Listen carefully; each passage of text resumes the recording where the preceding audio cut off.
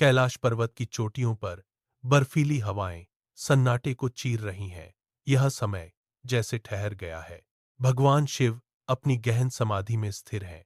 उनके चारों ओर की ऊर्जा ब्रह्मांड के स्पंदन के साथ एक लय में है। उनकी आंखें बंद हैं और वे पूर्ण मौन में लीन है। ठीक उनके पास देवी पार्वती नीचे पृथ्वी की ओर देख रही हैं। उनके सामने का दृश्य बेचैनी पैदा करने वाला है। धूल भरी सड़कों पर लोग अपनी हथेली जोड़े खड़े हैं। एक व्यक्ति जिसके पास फटे हुए वस्त्र हैं, वह मुट्ठी भर सिक्कों के लिए आकाश की ओर देख रहा है। पास ही एक छात्र है जो भारी किताबों के ढेर के नीचे दबा हुआ है। वह बस परीक्षा में उत्तीर्ण होने की प्रार्थना कर रहा है। एक व्यापारी भी है जिसकी आंखों में गहरी थकान है। वह संघर्षों से मुक्त एक सरल जीवन की कामना कर रहा है। पार्वती का ध्यान इन दुखों पर केंद्रित है। वे शिव की ओर मुड़ती हैं।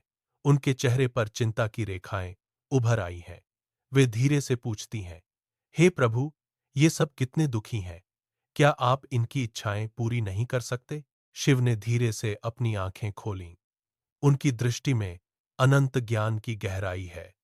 उन्होंने पार्वती की ओर देखकर एक शांत मुस्कान बिखेरी। जैसे ही उन्होंने अपनी पलकें झपकाईं, कैलाश की चोटियों से एक दिव्य सुनहरी रोशनी फूटी। यह प्रकाश नीचे की ओर तेजी से बढ़ा, बादलों को चीरता हुआ पृथ्वी की धूल भरी गलियों में समा गया। चमत्कार पलक झपकते ही हुआ। उस गरीब व्यक्ति की झोपड़ी के कोने में सोने के सिक्के अचानक चमकने लगे। वह फर्श पर बिखरे स्वर्ण को अपनी हथेलियों से छूकर देख रहा है। पास ही वह छात्र अपनी मेज पर बैठा है। उसके हाथ में अचानक एक डिग्री आ गई है। वह उसे बार बार पलटकर देख रहा है। वह व्यापारी अपनी दुकान में खड़ा है, जहां ग्राहक बिना किसी मोल भाव के सामान खरीद रहे हैं और तिजोरी तेजी से भर रही है। हर तरफ उत्सव का शोर सुनाई देने लगा। लोग सड़कों पर नाच रहे हैं। किसी के चेहरे पर अब चिंता की लकीरें नहीं हैं। हर कोई अपने नए धन का आनंद ले रहा है। गलियों में मिठाइयां बंट रही हैं और लोग एक दूसरे को गले लगा रहे हैं। हवा में खुशी और समृद्धि का संचार है। हवा में घुली वह खुशी अब भारी पड़ने लगी है। सड़कों पर सन्नाटा पसर गया है। डॉक्टर अपने क्लिनिक का ताला लगाकर घर पर सो रहे हैं। उन्हें अब किसी की सेवा करने की जरूरत महसूस नहीं होती। गलियों में कचरे के ढेर जमा होने लगे हैं। सफाई कर्मी अपने औजार फेंककर आराम कर रहे हैं। कोई भी अब काम करने को तैयार नहीं है। वह छात्र जिसे डिग्री मिल चुकी है, अपनी किताबों को धूल में फेंककर सोफे पर लेटा है। वह व्यापारी अपनी दुकान का शटर गिराकर घर के भीतर बंद है। बाजार की रौनक गायब हो गई है। दुकानें बंद हैं और गलियों में केवल उड़ती हुई धूल और कचरा दिखाई देता है। हर घर के भीतर एक अजीब सी निष्क्रियता है। लोग अपने धन के बीच बैठे हैं, लेकिन उनके चेहरे पर अब कोई चमक नहीं है। बस एक खालीपन है। समय जैसे रुक गया है। कोई हलचल नहीं, कोई शोर नहीं, बस एक गहरी और डरावनी खामोशी। यह समृद्धि का अंत है।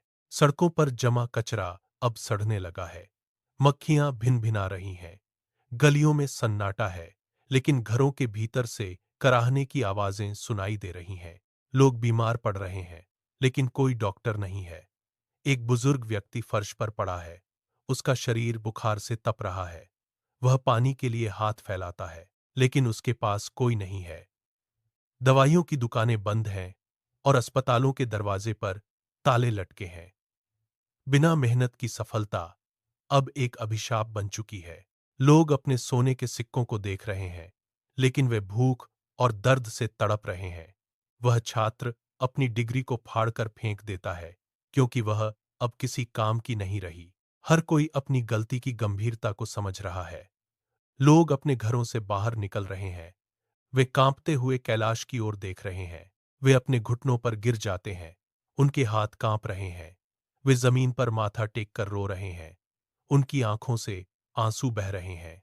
वे चिल्ला रहे हैं, हे प्रभु, हमें यह धन नहीं चाहिए। हमें हमारा काम वापस दे दो। हमें हमारा संघर्ष और व्यवस्था लौटा दो। उनकी प्रार्थनाओं में अब लालच नहीं, बल्कि अस्तित्व को बचाने की तड़प है। वे अपने हाथ जोड़कर गिड़गिड़ा रहे हैं, अपनी भूल को स्वीकार कर रहे हैं। कैलाश की चोटी पर शिव की समाधि में एक हलचल होती है। उनकी बंद पलकें फड़फड़ाती हैं। कैलाश पर शिव की आंखें पूरी तरह खुलती हैं। उनमें अब कोई सहमति नहीं, बल्कि एक अडिग संकल्प है। वे अपना हाथ धीरे से उठाते हैं। एक दिव्य नीली ऊर्जा कैलाश से निकलकर पूरी पृथ्वी को घेर लेती है। गलियों में जमा कचरा गायब होने लगता है। डॉक्टर अपने अस्पतालों के ताले खोलते हैं। किसान अपने हल उठाकर खेतों की ओर चल पड़ते हैं। कारीगर फिर से अपने औजारों को थामते हैं।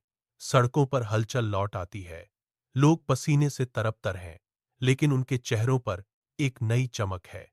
वे काम कर रहे हैं, संघर्ष कर रहे हैं, और इस संघर्ष में उन्हें वह संतोष मिल रहा है जो सोने के सिक्कों में नहीं था। दुनिया फिर से अपने पैरों पर खड़ी है। ईश्वर हर इच्छा पूरी नहीं करते, क्योंकि वे जानते हैं कि हमारे लिए सही समय और सही चीज क्या है।